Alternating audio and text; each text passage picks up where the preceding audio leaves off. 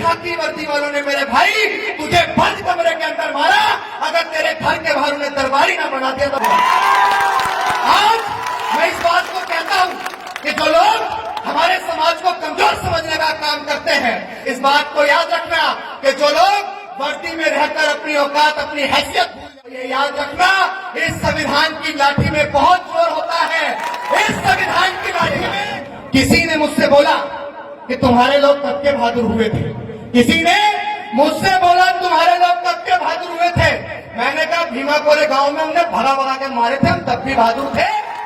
आप अगर उस दर्द को महसूस करेंगे, उस पीड़ा को महसूस करेंगे, तो आपको यह महसूस होगा कि अगर आज भी आपकी जिंदगी में वो पीड़ा आ जाए, वो दर्द आपकी जिंदगी में आ जाए कि बाबा साहेब अम्बेडकर का जब बच्चा मरा हुआ पड़ा था, आप सोचिए जिस बच्चे की दवाई गोली के लिए पैसे नहीं थे, जिस बच्चे का इलाज कराने के लिए पैसे नहीं थे, जब पड़ोसियों ने बोला कि बच्चा मर गया है तो आपको इसके नए कपड़े देने पड़ेंगे दाह संस्कार के लिए। होता है ना, जब आपके घर में भी कोई खत्म हो जाता है तो नए कपड़े लाते हैं ना उसका दाह संस्कार करवाने के लिए।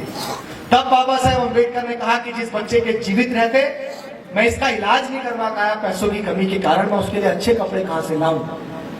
इस पीड़ा को महसूस करिएगा।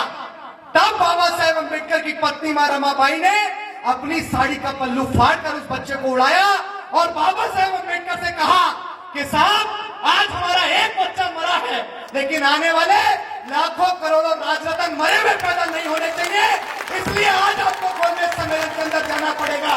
तब बाबा साहेब अम्बेडकर अपने मरे हुए बच्चे को लांघकर, उसका अंतिम संस्कार भी नहीं हुआ था मेरे भाइयों, और वो उसको लांघकर कांग्रेस सम्मेलन में आपके अधिकारों के लिए गए थे।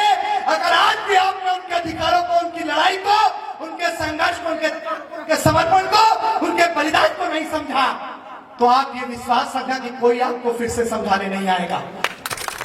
ज्योतिबा फुले, महामना सावित्रीबाई फुले, माँ फातिमा शेख, हमें आपको मान सम्मान स्वाभिमान का जीवन देने वाले करोड़ों शोषित वंचित पीड़ितों के मसीहा, भारत के संविधान निर्माता, इस देश के भाग्य विधाता, नारी मुक्ति दाता, विश्व रत्न बोधिसत्व डॉक्टर बाबा साहेब अम्बेडकर, वे 21वीं सदी के सबसे बड़े महानायक, कश्मीर से लेकर कन्याकुमारी तक साइकिल यात्रा करने वाले शोषित वंचित समाज को, जो जातियों में बिखरा हुआ समाज था, जो अलग अलग मोतियों में बिखरा हुआ समाज था, उसको एक माला में पिरोकर बहुजन समाज बनाने वाले जाटा, वाल्मीकि, कोरी, कुर्मी, पासी, धोबी, धानु, कहीर, गडरिया, गुज्जर, जाट, नाई, यादव, तेली, कुमार, महार, डोम, पटेल, मुस्लिम और तमाम वो जातियां जिनके पुरखों के साथ शोषण समान था, उन तमाम लोगों को एकजुट करके वाम से PS4 और शोषितों वंचितों की सबसे बड़ी पार्टी बहुजन समाज पार्टी के संस्थापक हमारे रहबर, मेरे गुरु मान्यवर कांशीराम साहब के चरणों में नमन करते हुए अपनी बात को शुरू करूंगा। जय कांशीराम। इस बार तमन्ना से उतरे गहरे पानी में। मैं कोई शायर नहीं हूं, मैं 100 बार तमन्ना से उतरे गहरे पानी में अपने इस समाज की प्यास को बुझा के रहेंगे। इस 100 बार तमन्ना से उतरे गहरे पानी में अपने इस समाज की प्यास को बुझा के रहेंगे, और जो सर कभी झुके तो नहीं थे, दबाए गए थे, उन सरों को फिर से उठा के रहेंगे, और अंधेरों में रहकर उजाला भूल गए हैं जो, अंधेरों में रहकर उजाला भूल गए हैं जो, उन घरों में फिर से चराग जला कर रहेंगे, उन घरों में फिर से चराग जला कर रहेंगे। डॉक्टर बाबा साहेब अम्बेडकर के सम्मान में 4 लाइनें गुनगुनाने का काम करूंगा। चूंकि लगातार सफर में रहता हूं, बार बार बहुत पहले मौका पाने की कोशिश में था कि मुझे मौका मिल जाए, क्योंकि मुझे फिर सफर करना है, बहुत लंबा सफर करके फिर मथुरा पहुंचना है, फिर वहां का एक कार्यक्रम करना है। मतलब या तो नींद ट्रेन में पूरी होगी या चलती कार में पूरी होगी, उसके अलावा मेरी नींद पूरी होने का अभी फिलहाल कोई समय नहीं है। इसीलिए मैं कह रहा था कि मुझे मौका दे दिया जाए। मैं 4 लाइनें पढ़ता हूं। लुटा दे तेरे खातिर जान तो भी गम नहीं होगा, लुटा दे तेरे खातिर जान तो भी गम नहीं होगा, तेरे जैसा कोई अब जख्म का मरहम नहीं होगा, बड़ा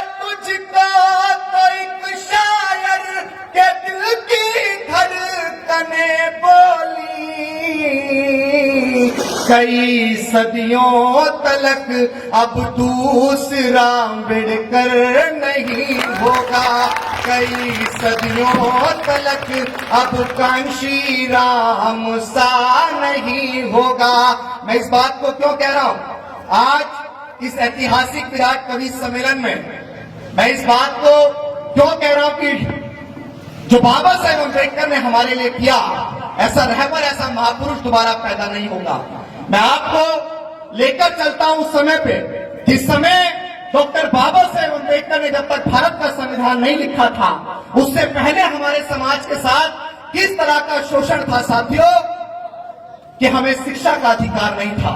हमारी महिलाओं को, मुझे बड़ी खुशी होती है जब आज हम महिलाओं को देखते हैं कि आज डॉक्टर बाबा साहेब अम्बेडकर के संविधान की बदौलत बाबा साहेब अम्बेडकर ने अपने 4 बच्चों की कुर्बानी दी।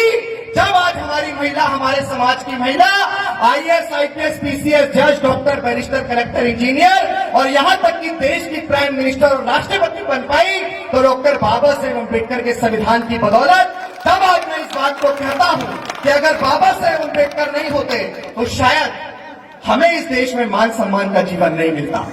आज ये ऐतिहासिक विराट कवि सम्मेलन है, यहाँ बड़े बड़े कवि आए हैं, मैं उन सबका भी धन्यवाद करता हूं और हम सबको अपने कवियों का सम्मान करना चाहिए, क्योंकि जिस समाज के अंदर साहित्यकार नहीं होते हैं वो समाज कभी बोल नहीं पाता है। मैं आपको लेकर चलूं कि डॉक्टर बाबा साहेब अम्बेडकर ने हमारे लिए क्या किया, क्या नहीं किया। हम सब लोग इस बात से भली भांति वाकिफ हैं।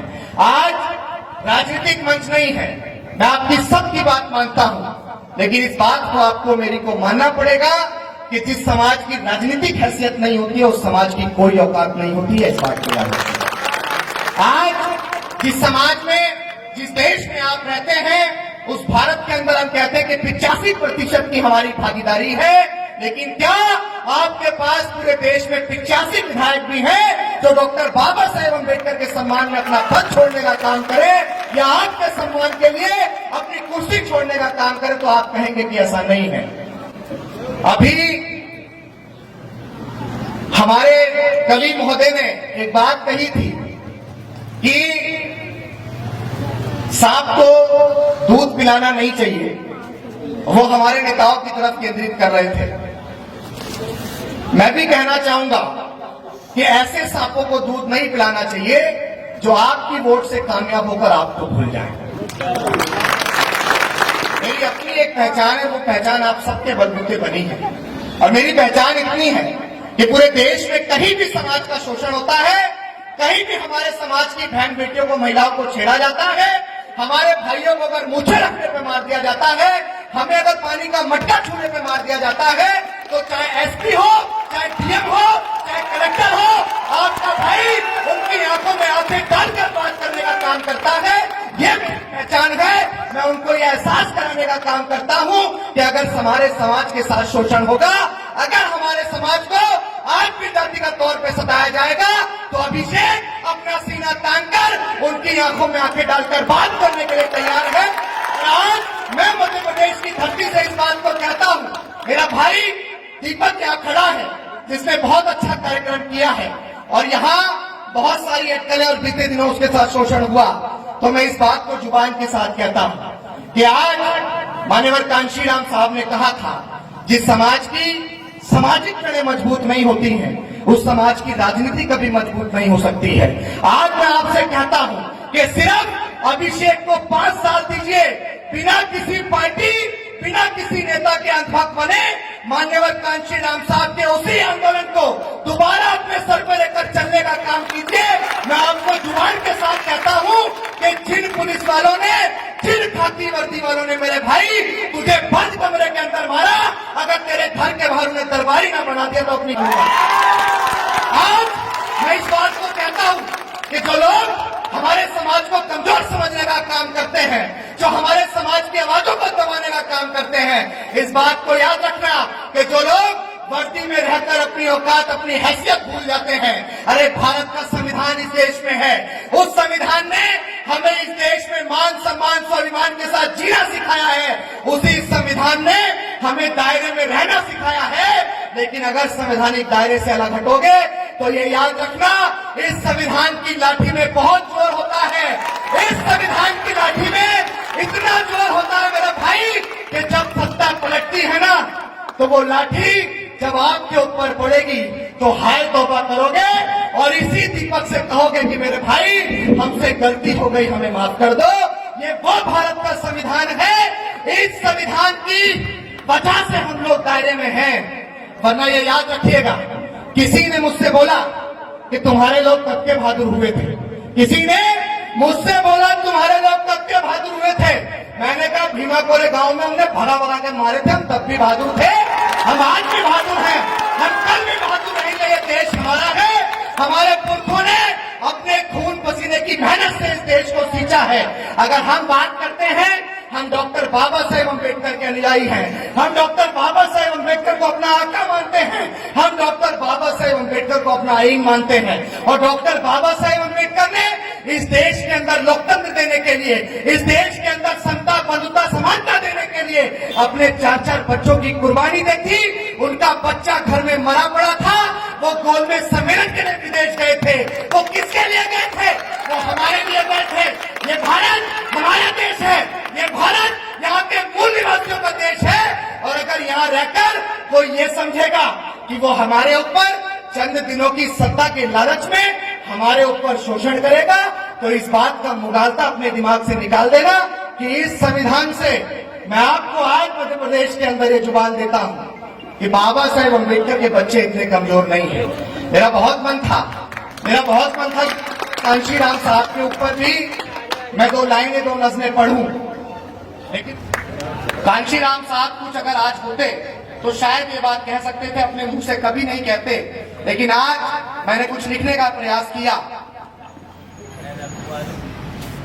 मैंने ही घूम घूम के ये कौम जगाई, मैंने ही बाम से DS4 बनाई, मैंने ही घूम घूम के ये कौम जगाई, मैंने ही बाम से DS4 बनाई, मैंने ही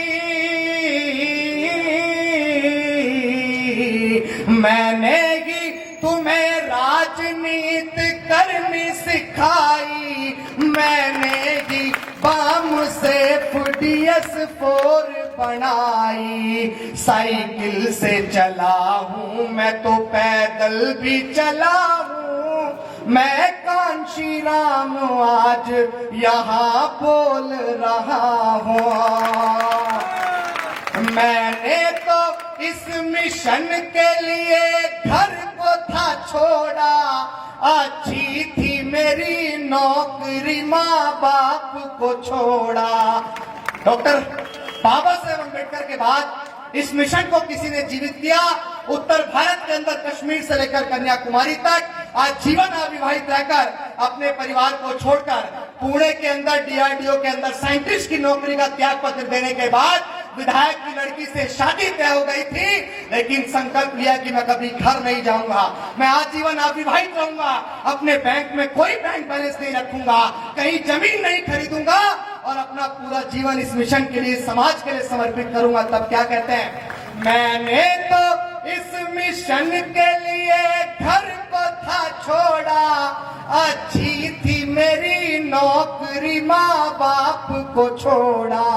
मैंने तो इस मिशन के लिए घर को था छोड़ा, अच्छी थी मेरी नौकरी माँ बाप को छोड़ा। भूखा भी रहा हूँ मैं तो प्यासा भी रहा हूँ, मैं कांशीराम आज यहाँ बोल रहा हूँ। जिस मिशन को, जिस आंदोलन को मैं चला रहा हूँ कि हम चाहे कितनी पार्टी संगठनों में बटे हुए हम सबको एकजुट हो जाना चाहिए। तब इस बात को मैं कहता हूँ, आपस में लड़ो मैंने ये तुमसे न कहा था, तुम 10 दिशाओं में चलो मैंने न कहा था। आपस में लड़ो मैंने ये तुमसे न कहा था, तुम 10 दिशाओं में चलो मैंने न कहा था। मेरे मिशन को आज को तुम मिलके संभालो, कुर्बानियों को मेरी आज मिलके बचा लो। मेरे मिशन को आज को तुम मिलके संभालो, कुर्बानियों को मेरी आज मिलके बचा लो। मैं एकता की एक बड़ी मिसाल रहा हूँ, मैं कांशी राम आज यहाँ बोल रहा हूँ। कांशी राम साहब एक बात कहते थे कि उत्तर प्रदेश जातिवाद की गर्दन है, अगर हमने उस गर्दन को उखाड़ फेंक दिया तो हम पूरे देश से जातिवाद को उखाड़ फेंकेंगे। तब इस बात पे हम कहते हैं, मैंने ही जातिवाद की गर्दन को मरोड़ा, यूपी से मनुवाद के गुरूर को तोड़ा। मैंने ही जातिवाद की गर्दन को तोड़ा, यूपी से मनुवाद के गुरूर को तोड़ा। जिस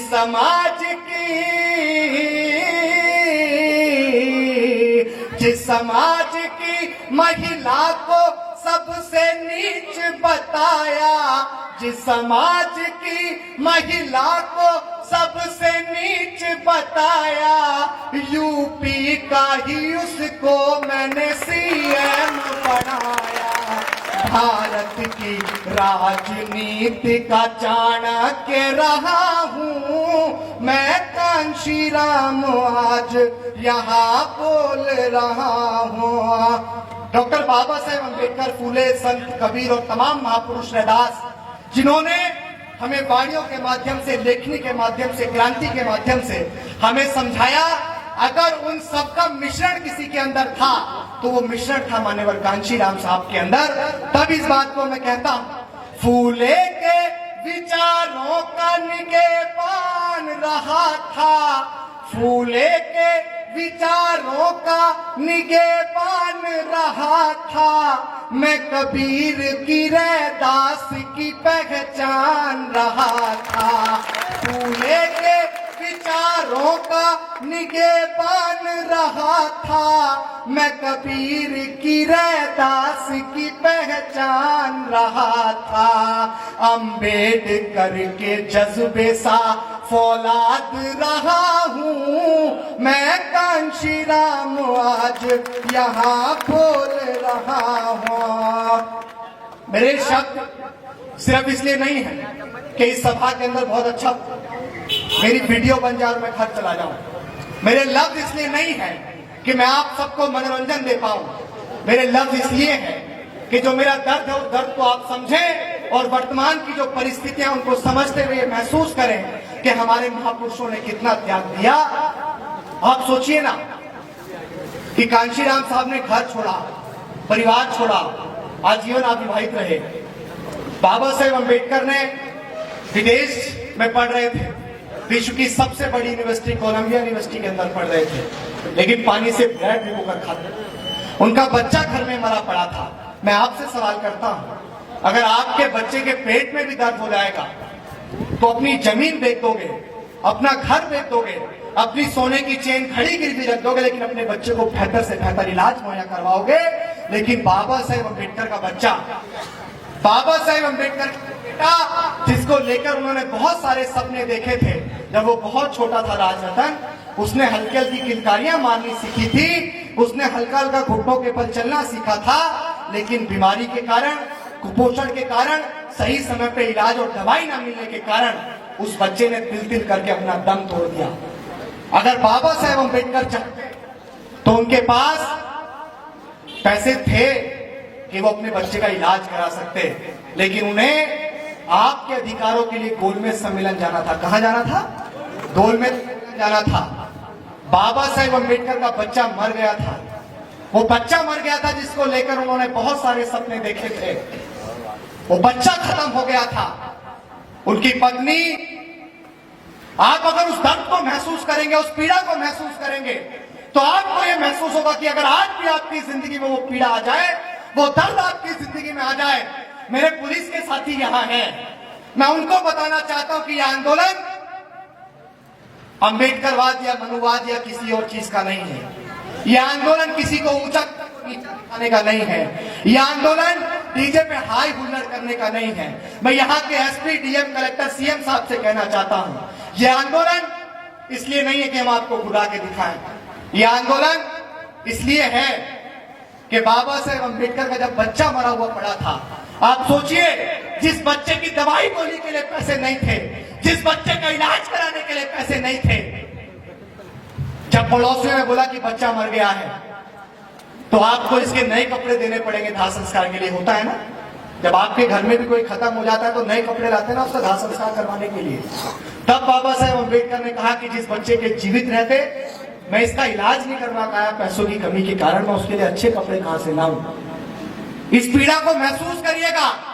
तब बाबा साहेब अम्बेडकर की पत्नी मां रमाबाई ने अपनी साड़ी का पल्लू फाड़कर उस बच्चे को उड़ाया और बाबा साहेब अम्बेडकर से कहा कि साहब, आज हमारा एक बच्चा मरा है, लेकिन आने वाले लाखों करोड़ों राजरत्न मरे हुए पैदा नहीं होने चाहिए, इसलिए आज आपको गोलमेज सम्मेलन के अंदर जाना पड़ेगा।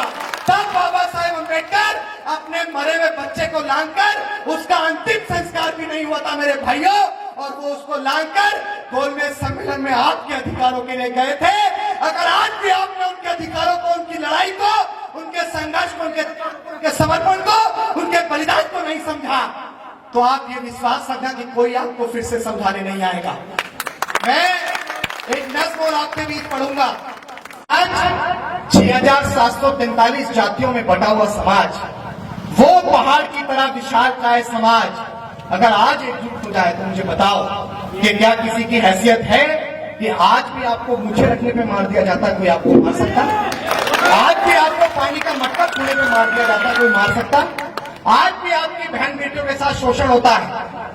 मध्य प्रदेश ही नहीं, राजस्थान ही नहीं, पूरे देश के अंदर घूमता हूँ, उस दर्द को महसूस करता हूँ। जब माओ बहनों के फोन आते हैं, मैं एक अकेला शख्स हूँ, हमेशा हर किसी का फोन नहीं उठा पाता हूँ क्योंकि दिन भर बजता है, लेकिन जब भी फोन उठता है ना तो उधर से सिर्फ एक बात आती है कि हमारे साथ हमारे घर में घुस के कुछ लोगों ने मारा और हम पुलिस के पास गए, भैया पुलिस हमारी एफआईआर नहीं लिख रही है। हम पुलिस के पास गए, भैया हमें डांट के भेज दिया। हम पुलिस के पास गए, भैया हमारे ऊपर झूठा मुकदमा कर दिया।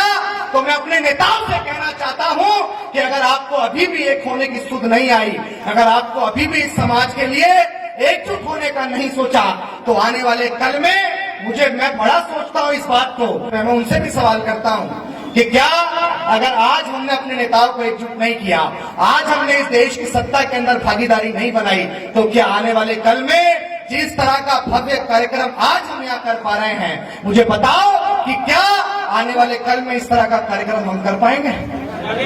आज भी जब मैं आया तो कुछ लोगों ने समझा कि अभिषेक आया है, दिल्ली रहता है या उत्तर प्रदेश में जलवा है। अभिषेक तो जहां जाता है उसका वही जलवा है भाई। अभिषेक जहां जाता है उसका वही जलवा है।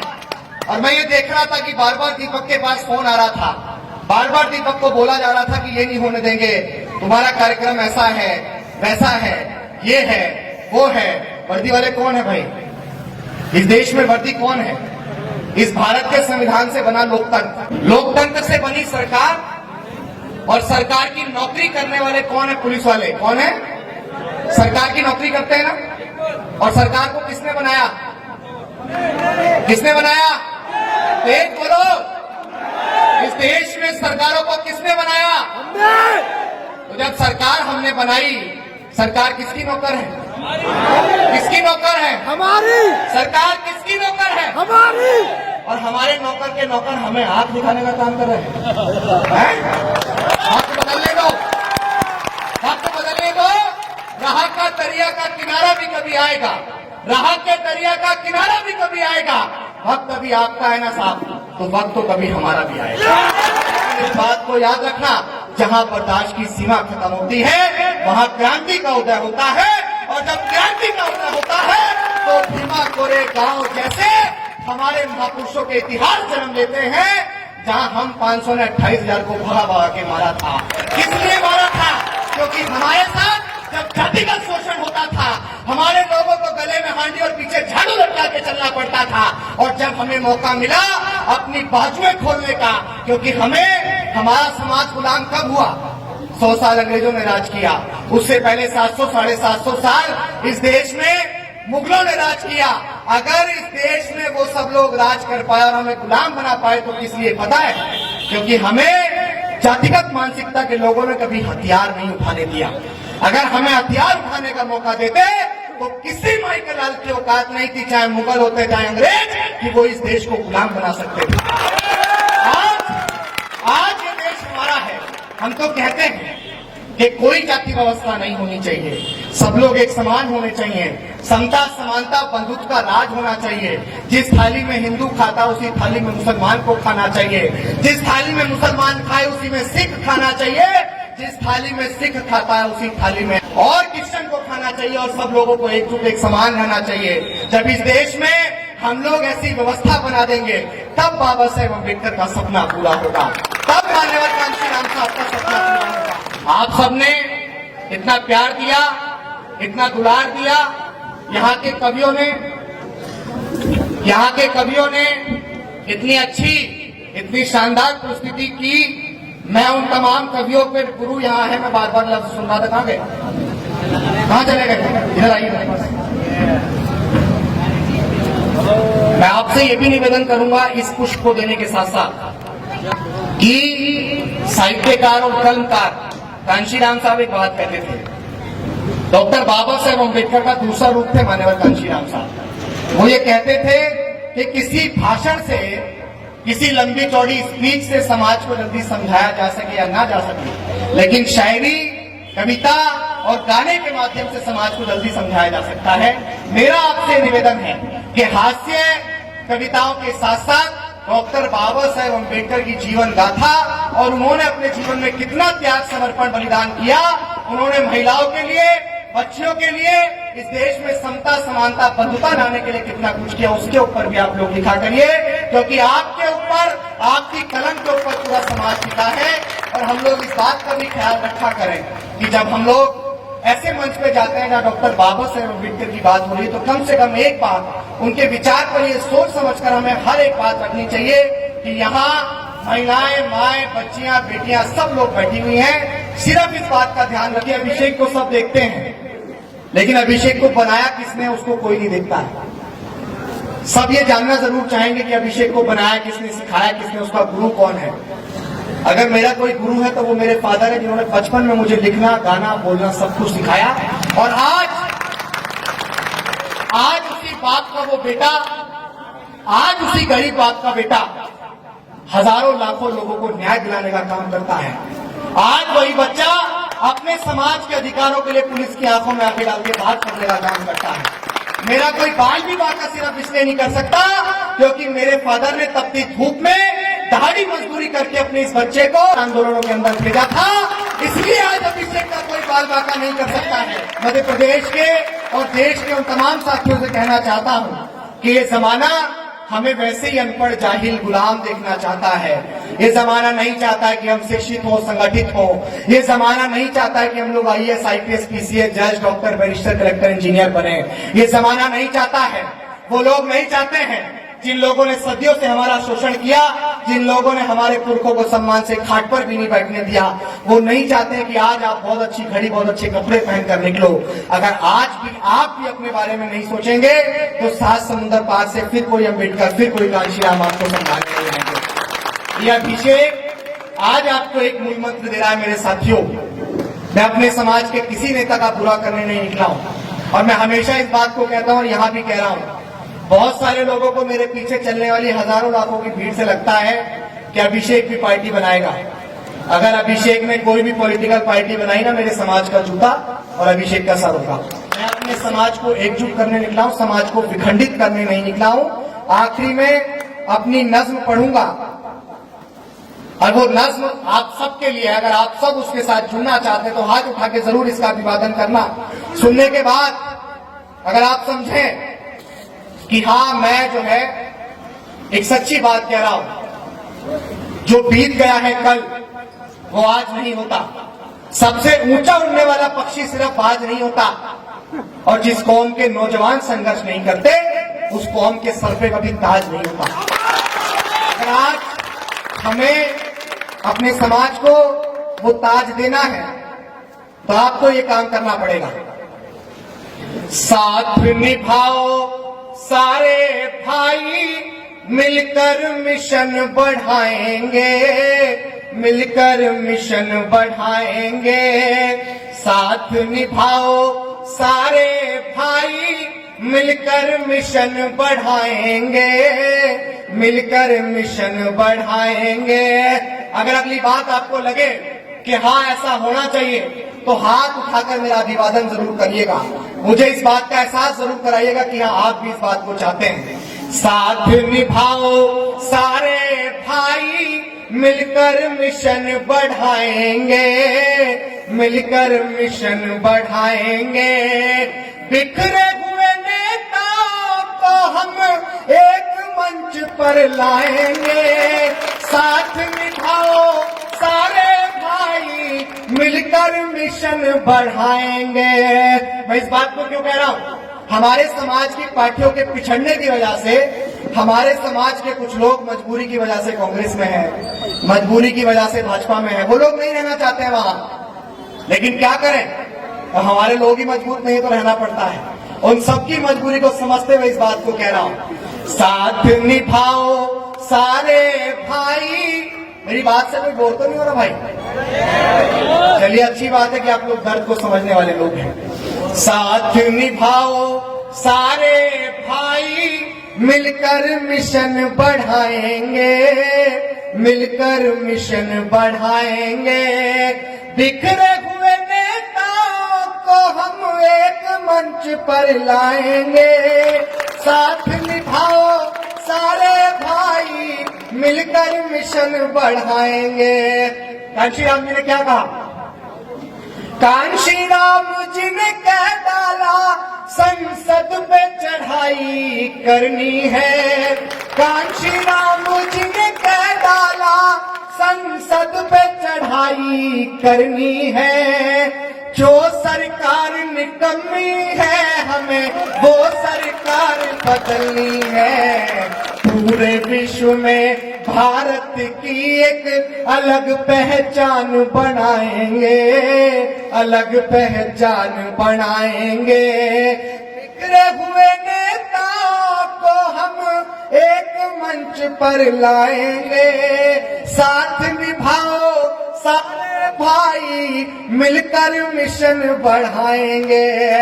100 में 90 शोषित है और शोषित ने ललकारा है। 100 में 90 शोषित है और शोषित ने ललकारा है। धन धरती और राजपाट पे 90 भाग हमारा है। इस भारत को जिसने लूटा उसको सबक सिखाएंगे, उसको सबक सिखाएंगे। बिखरे हुए नेताओं को हम एक मंच पर लाएंगे। साथ निभाओ सारे भाई, मिलकर मिशन बढ़ाएंगे। अगली बात बहुत ज्यादा सुनने वाली भी होगी और समझने वाली भी होगी, और वो बात अंदर से आपको कुरेदने वाली भी होगी, और शायद 2-2 इंच आपकी कुर्सी से आपको उछालने वाली भी होगी। इस बात को सुनिएगा। सोने की चिड़िया का भारत को फिर से बनाना है। सोने की चिड़िया का भारत हमको फिर से बनाना है। बाबा साहेब अम्बेडकर का सपना और माननीय कांशी राम साहब का जो सपना था वो अगली लाइन में आएगा। सोने की चिड़िया का भारत हमको फिर से बनाना है। सोने की चिड़िया का भारत हमको फिर से बनाना है। दिल्ली की गद्दी का तख्तो ताज हमें हथियाना है। सपना हमारा लाल किले से, सपना हमारा लाल किले से हम झंडा फहराएंगे, हम झंडा फहराएंगे। साथ निभाओ सारे भाई, मिलकर मिशन बढ़ाएंगे। बिखरे हुए नेताओं को हम एक मंच पर लाएंगे।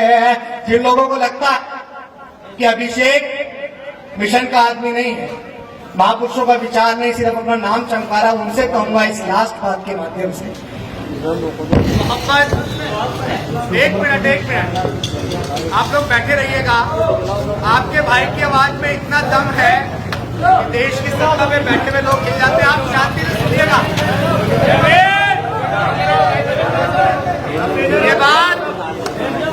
ये बात मैं उनसे कह रहा हूं जो ये समझते हैं कि अभिषेक मिशन को नहीं चलाता है, कि मोहब्बत कौन करता है, सियासत कौन करता है, मोहब्बत कौन करता है, सियासत कौन करता है, ये मालूम है हमारी हिफाजत कौन करता है।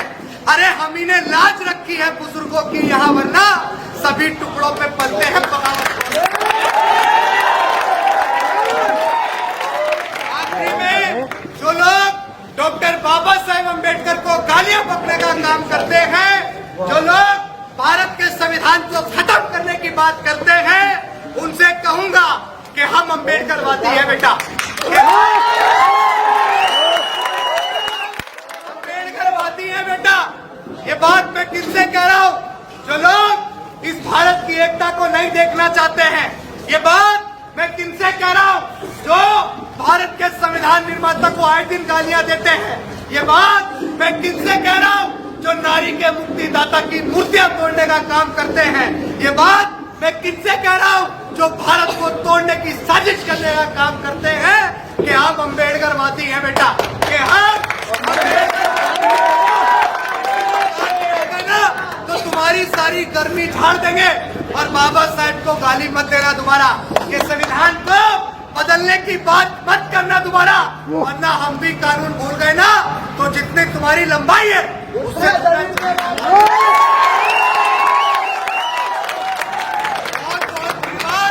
बहुत साधुवाद। आप सबने इतना प्यार, दुलार, इतना मोहब्बत मुझे दिखाया। आप